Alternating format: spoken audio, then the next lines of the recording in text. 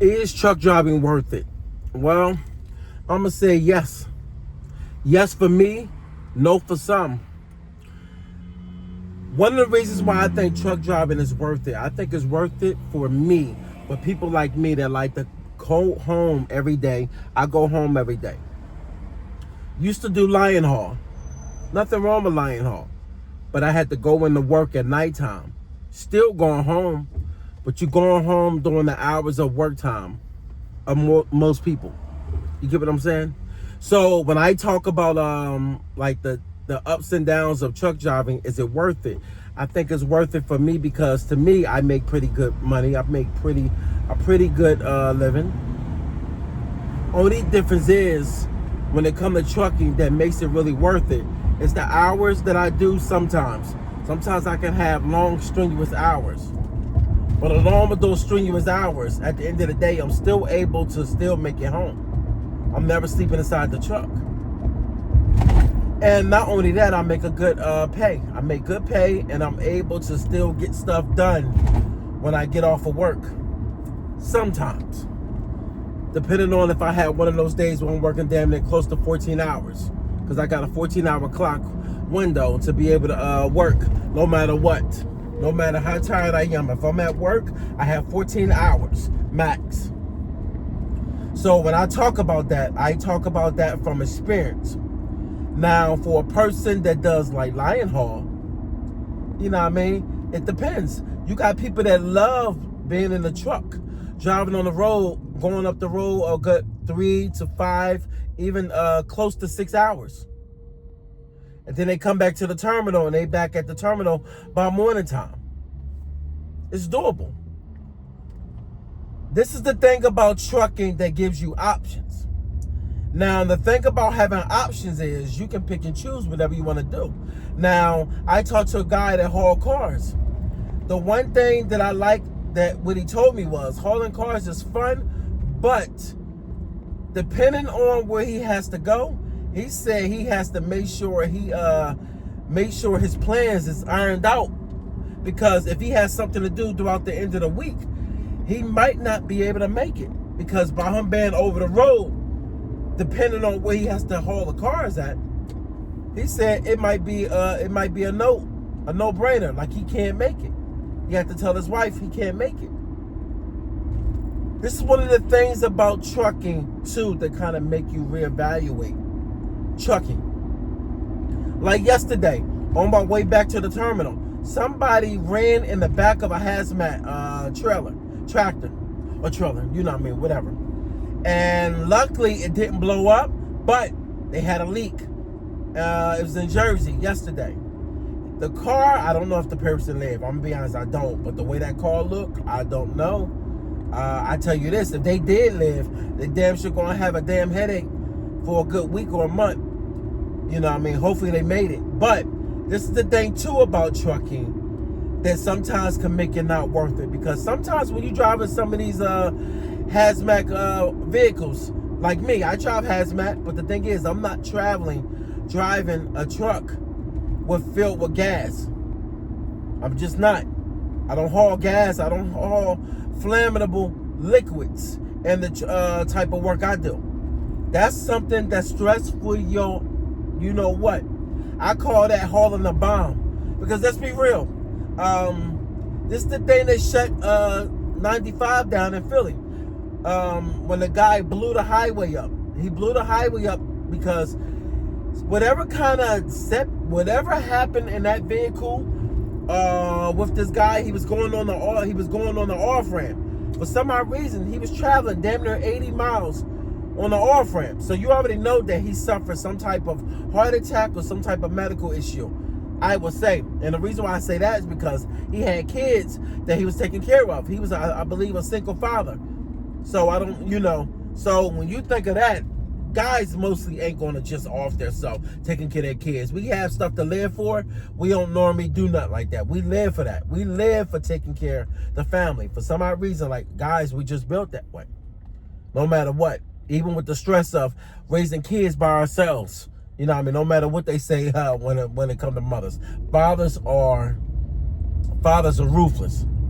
When it comes to protecting their kids, they would do anything, wearing protectors. But he went off the highway and he blew that damn highway up. He crashed and it blew, hey, y'all know, y'all look it up, Philly.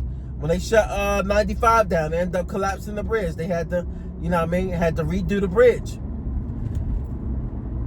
That is driving with a damn bomb on your back. That ain't something easy to do, because that type of fear, just knowing, like, when you're driving, damn, all it takes is somebody to doze off behind the wheel and just crash into me. We could all be gone. It's scary, And then I think of over the road. My pop, he over the road. The thing is, by him being over the road, is that he loves it. But this is the problem. When he thought he was getting home for Thanksgiving, his plans got changed. All because a company decided that they wasn't going to be open the next day of that week. I forgot what day it was, but Thanksgiving fell on the day before Thanksgiving. Normally places are open. This place happened to be shut down. So it messed up his plans because he wasn't able to make it back home for Thanksgiving. I get it. Some people say, well, it's just Thanksgiving. Well, sometimes people want to spend time with their family. They want to come home. You know what I mean? There's nothing wrong with that. But also, when people look at it, is it worth it? You can also look at people that work for companies, and they do not get paid good when they're traveling up and down the highway. When they're doing over the road, you'll find out that their paychecks are not as nice as a local truck driver. I don't know why it's not. It's just not. But then you get a person that owns their truck, and they rocking and rolling out here. They prospering. They able to make all types of money like crazy. Like it's starting to look unbelievable. But you also got the truck drivers that own their trucks too, that are doing bad. They lost contracts. They lost government contracts that they had in the truck, that they was doing, and everything was going good. And next thing you know, things started being pulled back. Diesel prices eating into people's revenue. It's multiple things in trucking that can be good, but then it can also be some things in trucking that get switched up and they can start to cripple you.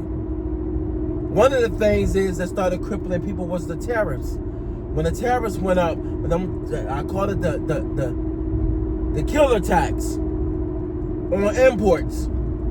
That's the thing that a lot of companies could not prepare for, because it has never happened the way it did in this previous administration. So when those prices go up, when you're trying to import and you trying to bring stuff across the water and everything, look, man, prices got to go up. But then when the prices go up, all of a sudden the revenue starts crashing. So when the revenue starts crashing, they got to up the price off the sales when it comes to the customers.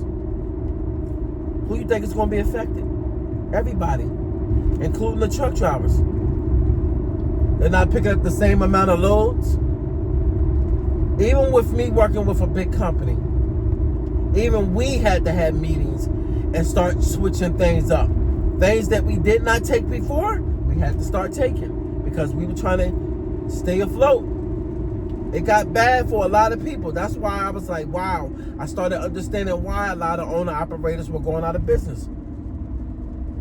Let's not even talk about diesel fuel. We ain't going to talk about that. Oh, yes, we are.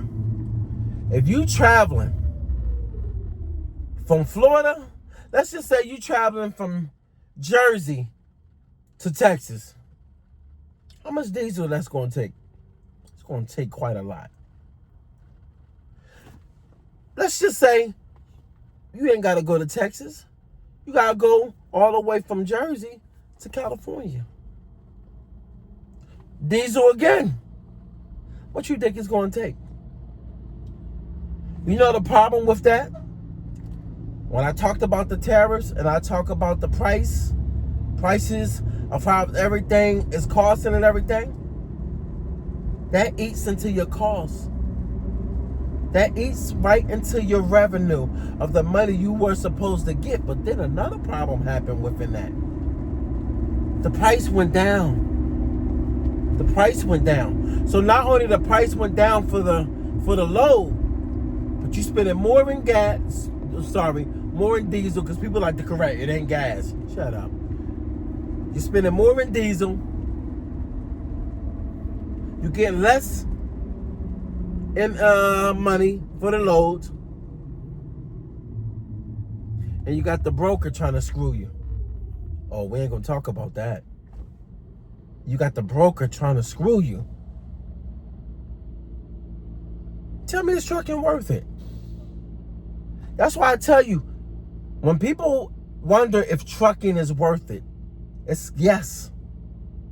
But then it's also a no. That's why it also depends on what you actually doing. And who you working for. And what you hauling.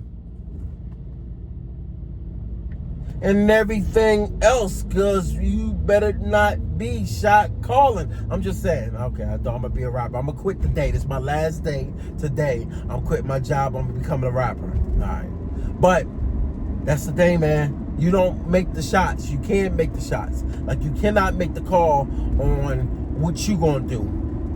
And if you do, you are picky like that, then you're going to be limited. Trust and believe me. Brokers will screw you. Think I'm lying? You better talk. You better ask somebody that knows somebody that got robbed by somebody that's a broker.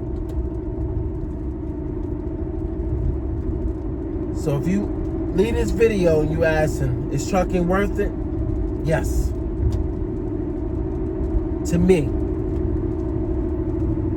But to your uncle, your cousin, your brother, your aunts, your moms, whoever's doing this job, it might not be. Also, I'm going to end it with this.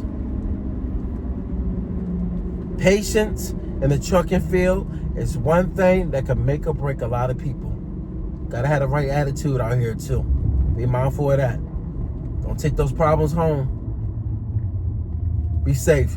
And you better like and you better subscribe. All right.